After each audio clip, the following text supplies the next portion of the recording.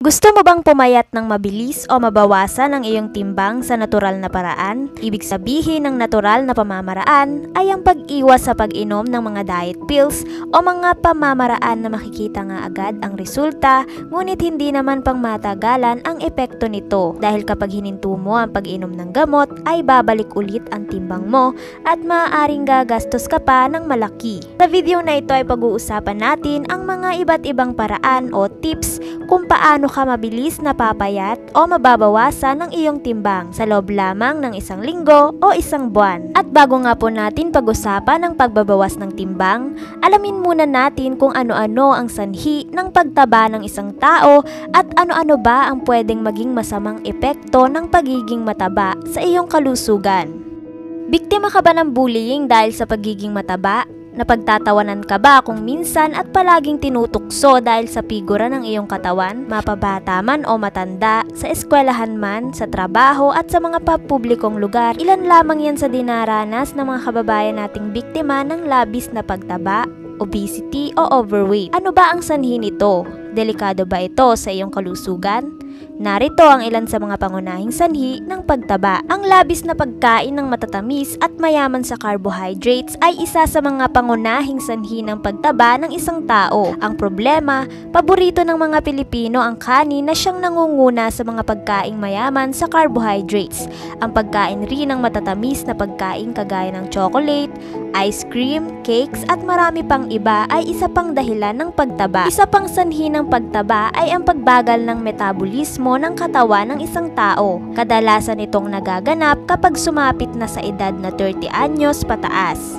Sa edad na ito rin bumabagal ang digestive system ng katawan dahil sa pagiging inactive sa mga physical na gawain dahil nga nagkakaedad na. Nangunguna rin sa dahilan ng pagtaba ang kakulangan sa ehersisyo o mobility ng katawan, na isa sa mga dahilan ng pagbagal ng metabolismo bukod sa pagtanda ay ang kakulangan sa mga physical activities. Genetic factors o nasa lahi ng iyong pamilya. Mapapansin mo na mayroong magkakamag-anak na pare-pareho ang mga sukat at figura ng katawan, mapalalaki man o babae. Ito ay dahil sa namamana ang pagiging mataba. Mayroong mga pamilyang hindi naman kalakasan kung kumain, subalit matataba sila. Kung iniisip mo na baliwala lang ang pagiging overweight ay nagkakamali ka. Alam mo bang pwede itong magbigay ng banta sa iyong kalusugan? Kumpara sa mga normal ang timbang, ang taong matataba ang mas malaki ang tsansa na tamaan ng iba't ibang karamdaman katulad ng diabetes, sakit sa puso, hypertension at iba pang nakakamatay na sakit. At dahil dyan ay hindi pa huli ang lahat. Ngayon ay pag-uusapan naman natin ang mga tips ng pagpapapayat o pagbabawas ng timbang. At bago nga po tayo magpatuloy, kung gusto mo pa ng ganitong klase ng video, just click the subscribe button and hit the bell icon para lagi kang updated sa mga bago kong videos. So, simulan na natin!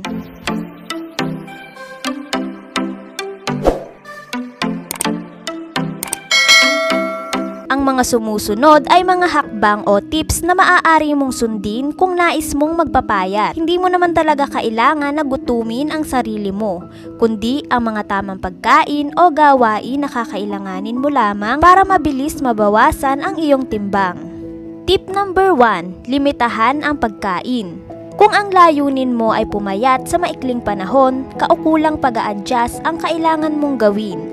Ayon sa mga health experts at fitness instructors, ang pagkonsumo ng maliit na portion sa bawat pagkain ay isa sa mga pinaka-epektibong pamamaraan upang bumaba ang iyong timbang. Kumain lamang ng sapat. Subukang gumamit ng mas maliit na plato upang masigurong hindi sosobra ang pagkain. Iwasang kumain ng kanin na hindi hihigit sa 1 tasa kada kain.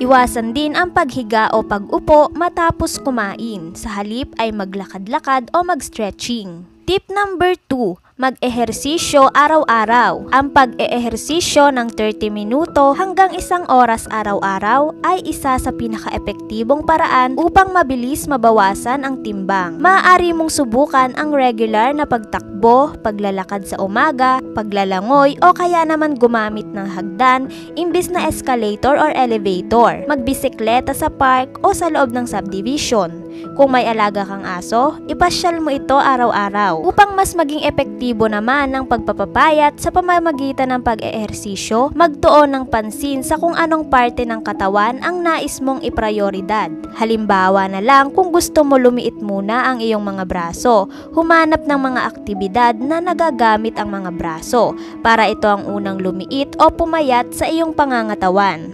Tip number 3, umiwas o bawasan ang matamis na inumin o pagkain. Bawasan din ang pagkain ng prutas. Alam nyo ba na ang mangga, ubas, abokado at pineapple ay nakakapagpataba? Kaya mas mabuting limitahan lamang ito.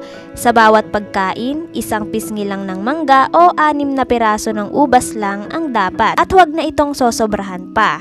Ang mansanas at peras lang ang magandang pampapayat.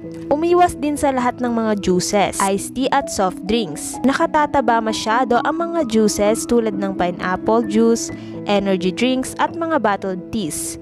Tubig lang ang dapat inumin para hindi tumaba at wala ng iba. Dahil ang tubig ay may zero fat at calories, kung kaya't hindi kailangang limitahan ang sarili sa pag-inom nito. Mabisa rin itong nagtatanggal ng mga toxin sa katawan. Kung ikaw naman ay coffee lover, ang kape ay nakatutulong sa pagproseso sa pagtanggal ng unwanted fats sa pagkaing iyong nakain. Mainam na magkape bago ang iyong physical activity. Ito rin ay isang mabisang source ng antioxidant. Samantalang ang tea o tsaa ay mabisang nagdadigest ng pagkain at maaaring magbigay sa iyo ng flat stomach at pagbaba ng timbang. Nakatutulong din ito upang maiwasan ang risk of heart attack at stroke. Tip number 4, umiwas sa junk foods. Dahil sa pagbawas ng konsumo ng pagkain, siguraduhing masusustansya lamang ang kailangang kainin. Bawal ang kahit anumang pagkain walang maidudulot na bitamina at nutrisyon sa katawan. Tip number 5, kumain ng gulay. Sa pagpapapayat, kailangan bawasan ang pagkain ng maraming carbohydrates at matatamis. May alternatibo naman pagkain na maipapalit mo sa mga pagkain ito. Ito ay ang mga gulay at mga pagkaing sagana sa protina at fiber. Kakatulong ito na maging balanse ang iyong pagkain sa araw-araw. Narito ang mga iba't ibang gulay na mababa sa carbohydrates o mas kilala sa tawag na low carb. Kabilang dito ang broccoli, cauliflower, repolyo, lettuce, pipino at celery. Hindi kinakailangang maggulay buong araw, ngunit kung kaya mo naman, mas mabuti. Ang green leafy vegetables ang isa sa mga maituturing na ideal na pagkain, nagda-diet man o hindi.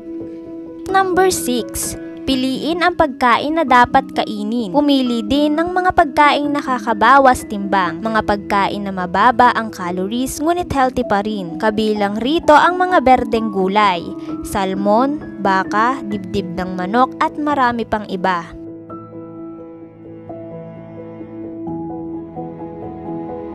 Tip number 7. Nguyain ang pagkain ng mabagal. Ang pagkain ng mabilis ay humahantong din sa mabilis na paglobo ng katawan dahil hindi mo napapansin kung gaano na ba kadami ang iyong nakakain.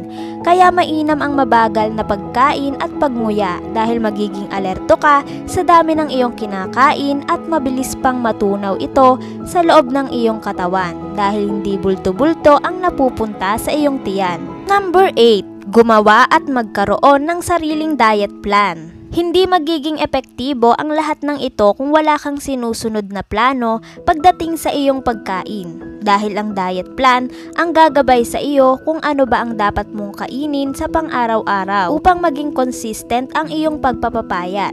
Halimbawa ng isang diet plan ay Lunes, 1 pirasong mansanas at isda at 1 tasang kanin sa almusal.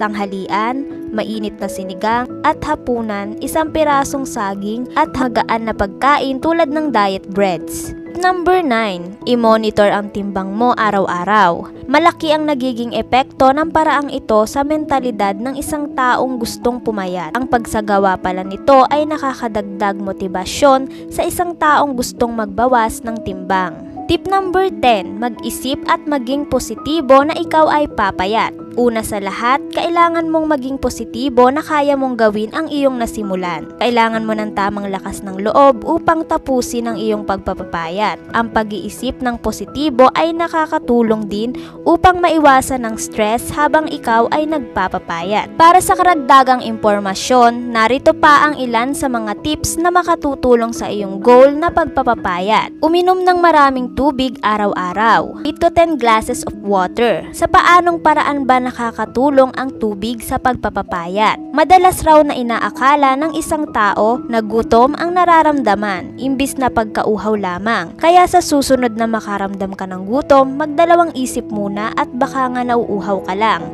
Mas mabuting uminom ka muna ng tubig. May mga eksperto din na humihikayat na uminom ng tubig bago umupo para kumain, para makaramdam ng pagkapuno o pagkabusog. O kaya naman ay ang pag-inom ng isang tsaa ng mainit na tubig, 30 minuto bago kumain. Nakakatulong ito para mapabilis ang pagtunaw sa pagkain sa loob ng katawan. Magtakda ng makatotohanang layunin o goals. Importante ito upang mas maging mabisa ang pagpapapayat. Ang pagbabawas ng timbang na mula 1 to 2 pounds o kalahati hanggang 1 kilo sa isang linggo ay mas makatotohanang maaabot ng marami. Ang mga bihasa sa pagbabawas ng timbang ay nagmumungkahi na itigil ito pag naabot na ng 10 pounds ang ibinawas. At ang pagmintina nitong timbang hanggang 6 na buwan bago magsimula muli. Iwasan ng labis na pag-inom ng alkohol o alak. Ang alkohol sa alak ay pinagmumulan ng maraming calories. May 150 calories sa isang 12 ounce na beer, 85 calories sa 3.5 ounce na baso ng vino, at mas marami sa mga mixed alcoholic drinks na tinatayang katumbas na rin ng pagkain ng dessert o minatamis. Dagdagan ang protina sa araw ng pagkain. Ang protina ay nagpapasiksik ng katawan at nagbibigay enerhiya na sapat sa isang araw ng aktibidad. Umpisahan din ang araw sa pamamagitan ng pagkain ng itlog, lalo na ang puting bahagi nito. Nilalabanan rin ng protina na mapigilan ang outbreak ng taba sa katawan. Kung kaya itinuturing ng maraming eksperto na ang maraming protina sa katawan ay isang mabisang paraan ng pagpapapayat. Sa pagpaplano ng kahit anumang layunin o goal sa buhay ay napakahalaga ng disiplina sa sarili, kagaya ng mga tip na naibahagi namin sa inyo. Ito ay napaka-epektibo ngunit kailangan mo lang ng disiplina upang maisagawa at maisakatuparan ito ng maayos. Huwag ring masyadong higpitan ang sarili, maging tama lamang sa pagdidisiplina. Kung nakatulong sa inyo ang video na ito, don't forget to like and share it to your friends para makatulong din sa iba. So maraming salamat sa inyong panonood. Bye!